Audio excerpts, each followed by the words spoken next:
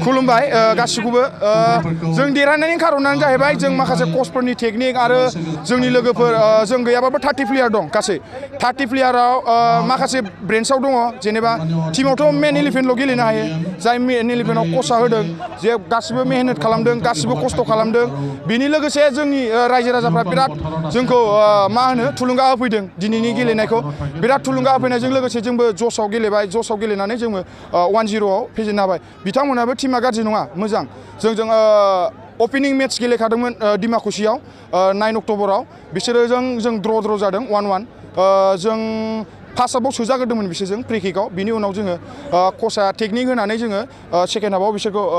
सोफिननानै ड्र गेलेदों दा दिनै बिथांमोनाबो बिराद नाजादोंमोन नाजानायनि गेजेरजों बिथांमोना एसे गोजौ लेभेलाव बिसोरना स्कर खालामनो थाखाय मानसि गैया जादों ओमफ्राय जोंनिया माने सिगाङाव बयबो ज'सआव गेलेबाय आरो जों बेखौनो बुंनो खावलायो जोङो बिटिआर सरकार दानि जाय सरकार सालायबाय थादों बिथांनि दैदेननायाव सारनि दैदेननायाव दिनै आइएसपिएल जानो थांगासिनो बे आइएसपिएलआव जों गेलेनानै जाहाथे इयुनाव आरो जाहाथे खुंबावनानै जोंनि बड'लेण्ड हालामनि आरो बा काउन्सिलनि जेसेबां गेलेगिरिफोर दं बेखौ मोनसे स्कप होबावो बेखौनो आं खावलायबाय आरो बेजों लोगोसे जों दा मोनसे क्लाबाव दंखायो जोङो जोंनि क्लाबनिफ्राय गैयाबाबो 9-10 प्लेयार जोदों जों गासै इउनाइटेड चिरां दुवार होननाय जों दा बेयाव गाबोननिफ्राय जइन जाफिनसिगोन इउनाइटेड चिरां दुवाराव आरो इउनाइटेड चिरां दुवारानो आइ लिगनि थाखाय टारगेट खालामगासिनो सेकेन्ड डिभिजन आइ लिगनि थाखाय जों दा बेखौ लानानै प्रिपेरेसन जागोन प्रेक्टिस खालामगोन बिनि उनाव जोङो क्लाबनि खेला माखासे उदालगुरियाव दं उदालगुरिनिफ्राय दतमायाव दङ बेखौ गेलेनानै जोङो लासैनो आइ लिगनि थाखाय जोङो माबा खालामलांगोन आरोखि ना प्रेक्टिस खालामलांगोन प्रिपेरेसन जागोन दा जोंखौ जोंनि जेनेबा क्लाबनि इउनाइटेड चिरां दुवारनि सार बेखौ जों